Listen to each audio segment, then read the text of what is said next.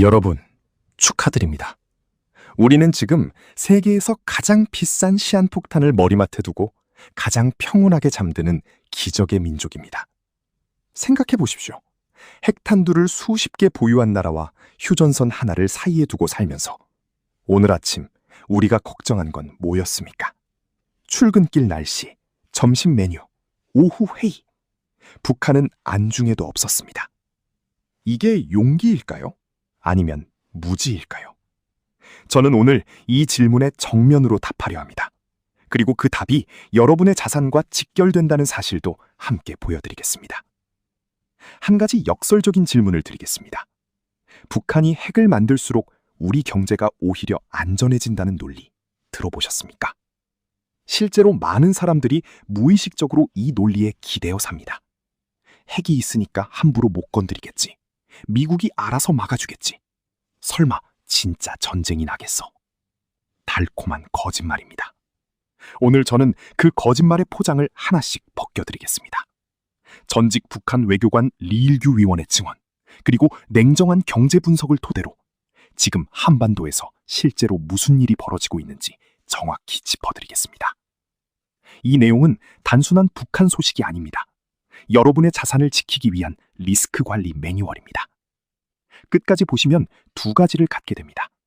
한반도 정세를 꿰뚫는 눈, 그리고 그 정세가 요동칠 때 흔들리지 않을 판단력입니다.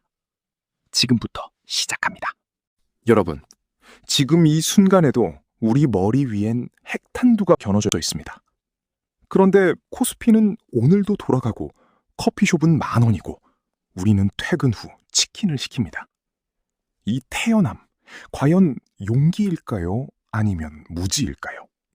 김정은이 담배 한 대 물고 여유롭게 웃는 사진이 올라오면 시장이 반응합니다. 별일 없네.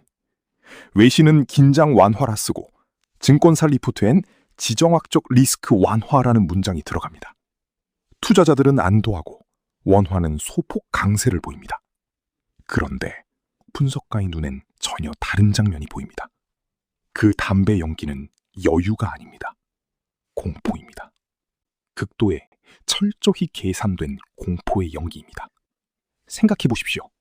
어떤 기업의 CEO가 회사 내부가 흔들릴수록 더 화려한 파티를 열고 더 당당한 표정을 짓는다면 어떨까요? 투자자에게 보내는 신호는 하나입니다. 안을 들여다보지 마세요. 북한이 지금 딱 그 상태입니다.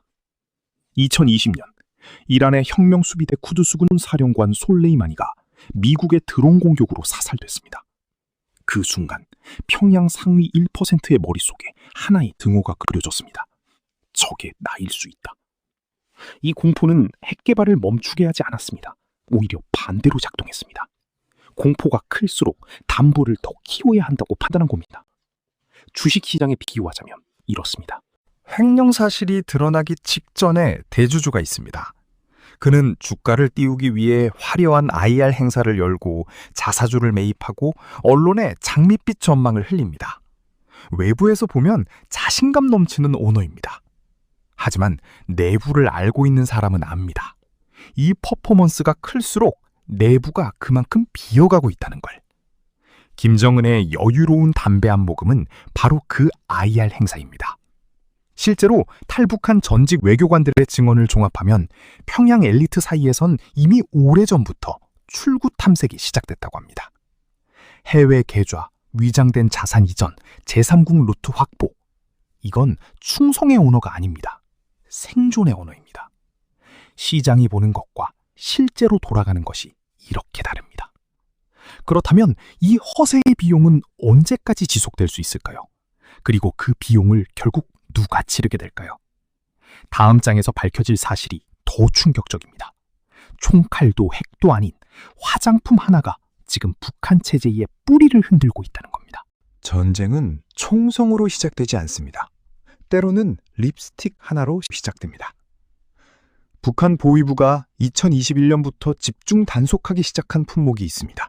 한국산 화장품, 드라마 USB, 그리고 청바지입니다. 총기나 폭발물이 아닙니다. 화장품입니다. 국가 안보를 위협하는 물건 목록에 립스틱이 올라간 겁니다. 왜일까요? 답은 단순합니다. 이미 늦었기 때문입니다. 장마당을 아십니까? 북한 전역에 퍼진 비공식 시장입니다. 1990년대 고난의 행군 이후 국가 배급이 무너지면서 자생적으로 생겨난 곳입니다. 처음엔 식량을 팔았습니다. 지금은 다릅니다. 한국 드라마가 담긴 USB가 팔립니다. 한국식 스킨케어가 팔립니다. 심지어 한국 아이돌 굿즈가 팔립니다. 북한 MZ세대의 머릿속에 이미 대한민국이라는 브랜드가 상장된 겁니다. 경제학 용어로 설명하면 이렇습니다. 독점 시장에 강력한 경쟁자가 출현했습니다. 기존 사업자, 즉 북한 당국이 선택할 수 있는 카드는 두 가지입니다. 품질을 올리거나 경쟁자를 막거나. 품질을 올리는 건 불가능합니다. 체제를 바꿔야 하는 일이니까요. 그래서 남은 선택지는 하나입니다. 막는 겁니다. 2020년 말, 북한은 반동 사상문화 배경격 시행했습니다. 한국 영상을 시청하면 최대 사형, 유포하면 무조건 사형, 단순 소지도 교화용. 세계 어느 나라에도 없는 규제입니다. 그런데 이 법이 통할까요? 욕망은 법으로 막을 수 없습니다. 역사가 증명합니다. 소련이 청바지를 막았을 때 청년들은 더 원했습니다. 중국이 인터넷을 막을수록 VPN 사용자가 늘었습니다. 금지는 욕망을 죽이지 않습니다. 오히려 가격을 올립니다. 더 간절하게 만듭니다.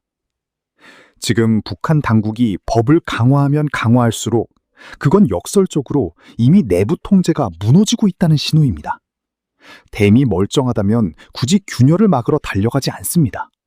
지금 북한은 균열을 막으려고 전력을 다하고 있습니다.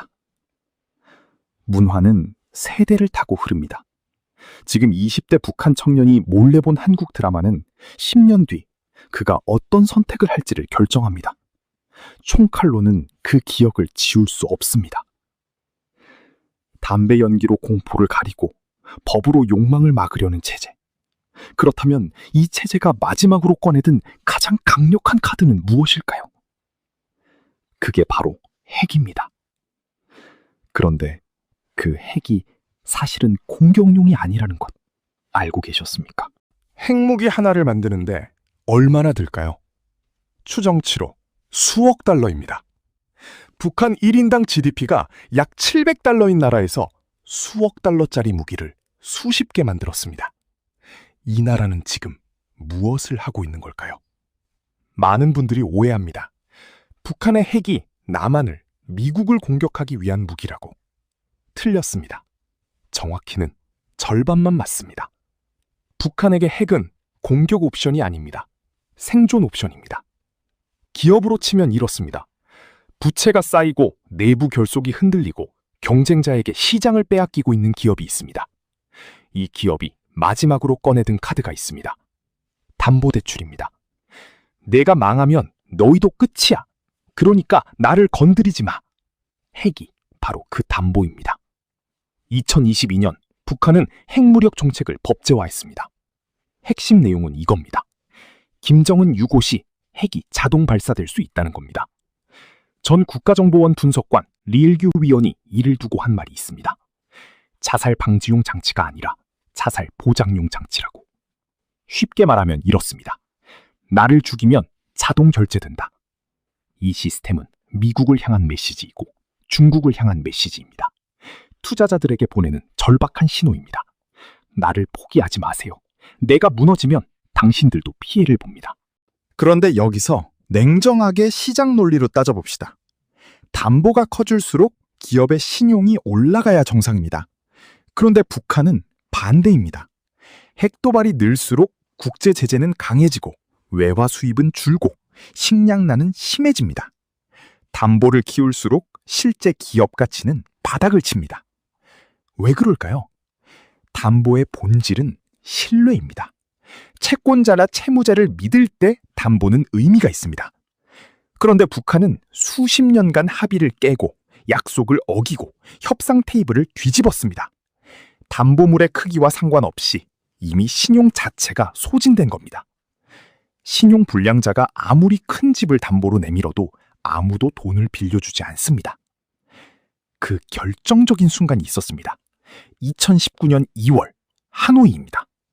북한이 마지막으로 글로벌 시장의 문을 두드렸던 그 순간 무슨 일이 벌어졌는지 아십니까? 그리고 그 실패가 왜 단순한 외교 결렬이 아닌지 정확히 짚어드리겠습니다. 2019년 2월 27일 하노이. 트럼프와 김정은이 마주 앉았습니다. 전 세계가 숨을 죽였습니다. 그리고 이틀 뒤 아무 합의 없이 두 사람은 자리에서 일어났습니다. 많은 언론이 이걸 외교 실패라고 불렀습니다. 틀린 말은 아닙니다. 하지만 그 본질은 훨씬 더 깊습니다. 하노이 노딜은 북한이라는 비상장 기업이 글로벌 시장에 IPO를 시도했다가 상장 심사에서 탈락한 사건입니다. IPO가 무엇입니까?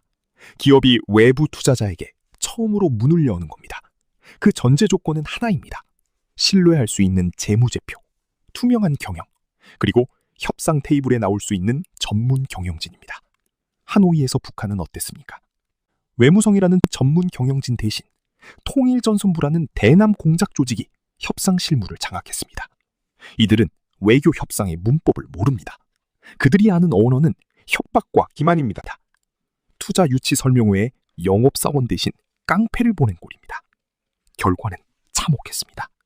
미국이 요구한 것 영변 핵시설 이성의 완전화였습니다. 북한이 내민 건 영변만 폐기하고 제재를 전부 풀어달라는 조건이었습니다.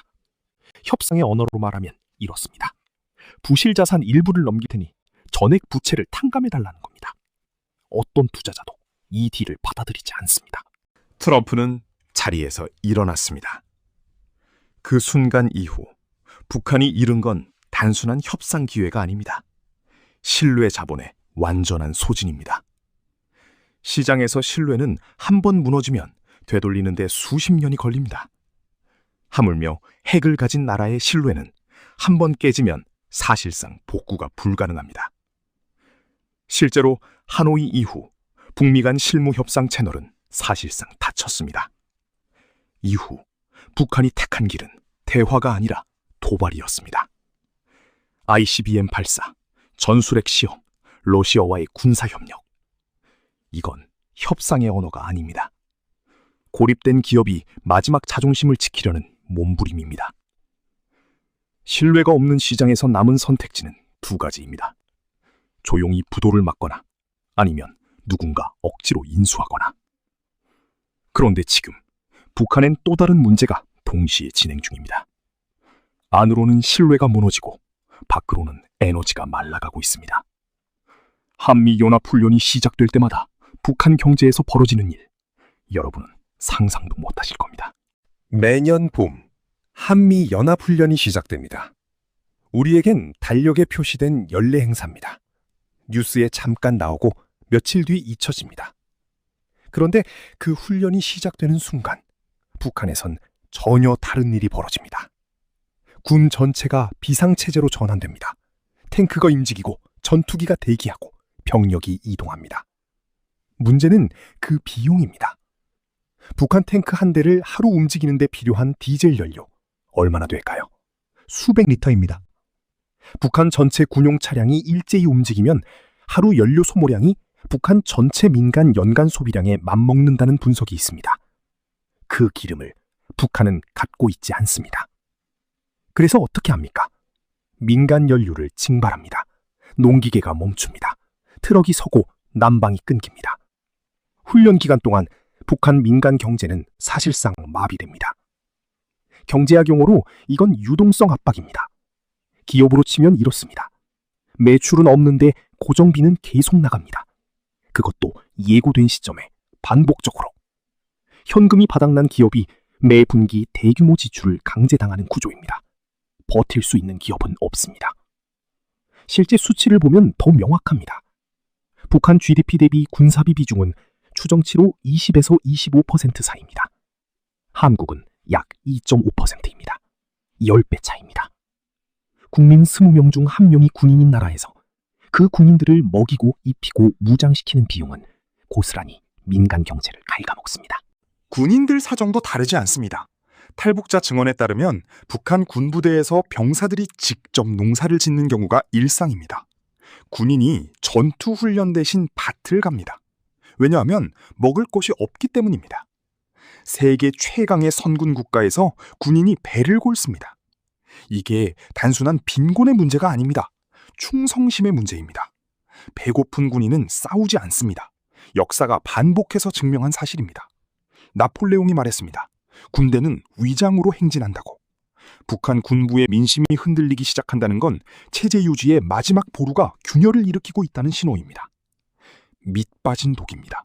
에너지를 들이부어도 차지 않습니다. 연료도 식량도 외화도 전부 그 독으로 흘러들어가 사라집니다. 그렇다면 이 독은 언제 완전히 비워질까요? 그 시점을 가늠할 수 있는 단서가 하나 있습니다. 김정은이 최근 전면에 내세우기 시작한 한 인물입니다. 아직 10대인 그의 딸, 김주애입니다. 이 등장이 단순한 아버지의 사랑이 아닌 이유, 냉정하게 분석해드리겠습니다. 2022년 11월, 김정은이 딸을 처음 공개석상에 데리고 나왔습니다. ICBM 발사 현장이었습니다. 세계에서 가장 강력한 무기 옆에 교복 차림의 어린 소녀가 섰습니다. 많은 언론이 이렇게 해석했습니다. 딸을 자랑하고 싶은 아버지의 마음이라고. 후계자 수업을 일찍 시작한다고. 틀렸습니다. 이건 감정의 영역이 아닙니다. 생존 전략의 영역입니다. 기업 지배구조, 즉 거버넌스 관점에서 보면 이 장면은 완전히 다르게 읽힙니다. 후계 구도가 불안정한 기업일수록 오너는 더 빠르게, 더 무리하게 후계자를 각인시키려 합니다. 왜냐하면 내부에서 이미 균열이 시작됐기 때문입니다. 김정은에게 지금 후계 구도는 선택이 아닙니다. 긴급 현안입니다. 왜 그럴까요? 건강 문제입니다. 김정은의 체중과 생활 패턴을 분석한 국내외 의료 전문가들의 공통된 견해는 하나입니다. 심혈관 질환 고위험군입니다. 40대 초반의 나이에 이미 고도비만, 흡연, 극도의 스트레스가 겹쳐 있습니다. 갑작스러운 유고 가능성, 배제할 수 없습니다. 그런데 후계자로 내세운 인물이 10대 여성입니다. 북한 사회는 철저한 유교적 위계 사회입니다. 군부 엘리트들은 대부분 60대 이상의 남성 강경파입니다. 이들에게 10대 여성 지도자를 받아들이라고 강요하는 건 시장의 기존 문법을 완전히 무시하는 처사입니다. 주주총회에서 대주주가 경험도 없는 10대 자녀를 CEO로 선임한다고 선언한 겁니다. 기관 투자자들이 가만히 있겠습니까? 실제로 북한 내부 엘리트들 사이에서 조용한 변화가 감지된다는 증언이 잇따릅니다. 해외 주재 외교관들의 이탈, 고위 간부 자녀들의 제3국 도피, 비공식 자산 이전. 이건 충성의 언어가 아닙니다. 출구를 찾는 언어입니다. 주식시장으로 치면 내부자 매도입니다. 회사의 진짜 상황을 아는 사람들이 조용히 물량을 던지기 시작하는 겁니다. 개인 투자자들이 모르는 사이에. 그리고 더 결정적인 문제가 있습니다. 김주애가 보고 자란 세계는 김정은이 보고 자란 세계와 다릅니다. 스위스 유학, 외부 문물, 글로벌 감각. 이미 그의 내면엔 북한 체제가 설명할 수 없는 세계가 존재합니다. 통제된 후계자가 과연 체제를 온전히 이어받을 수 있을까요? 아니면 전혀 다른 선택을 할까요? 내부에서 엘리트들이 이탈하고 후계 구도는 흔들리고 에너지는 바닥나고 있습니다. 이 모든 균열이 동시에 한 점으로 수렴하는 시점이 있습니다. 그 시점이 언제인지 리일규 위원은 놀랍도록 구체적인 숫자를 제시했습니다. 그 예측 시나리오를 정확히 공개합니다. 리일규 위원은 전직 북한 외교관입니다. 평양의 언어를 알고 엘리트들의 속내를 압니다. 그가 탈북 후 내놓은 분석 중 가장 충격적인 내용이 있습니다. 북한 체제의 임계점은 3년 안에 온다. 이 말을 처음 들었을 때 많은 분들이 이렇게 반응했습니다. 또 그런 소리. 사실 북한 붕괴론은 수십 년 전부터 반복됐습니다. 1990년대에도 2000년대에도 김정일 사망 직후에도 똑같은 말이 나왔습니다.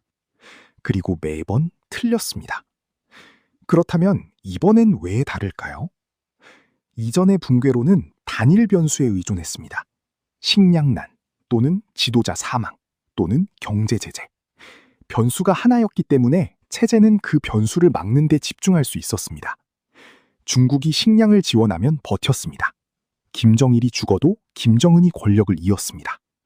제재가 강해지면 밀수로 버텼습니다. 지금은 다릅니다.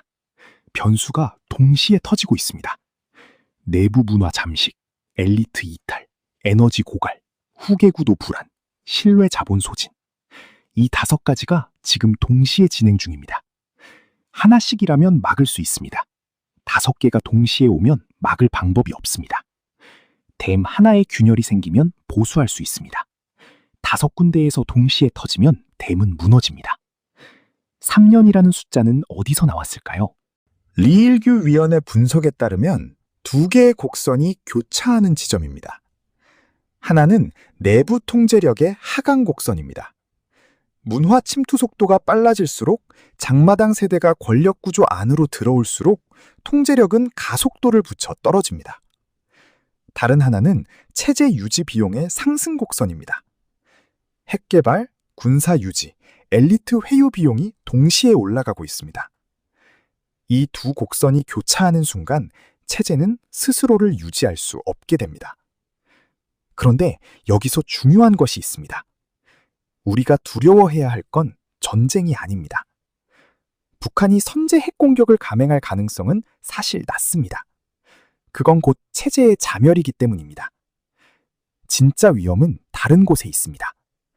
북한이라는 거대한 시스템이 예고 없이 붕괴했을 때 발생하는 지정학적 진공입니다. 생각해 보십시오. 2,500만 명의 인구가 갑자기 통제 불능 상태가 됩니다. 핵물질 관리 주체가 사라집니다. 중국, 미국, 러시아가 동시에 개입을 시도합니다. 한국은 그 한가운데 있습니다. 독일 통일 비용이 30년간 2조 유로였습니다. 한반도는 그보다 격차가 훨씬 큽니다.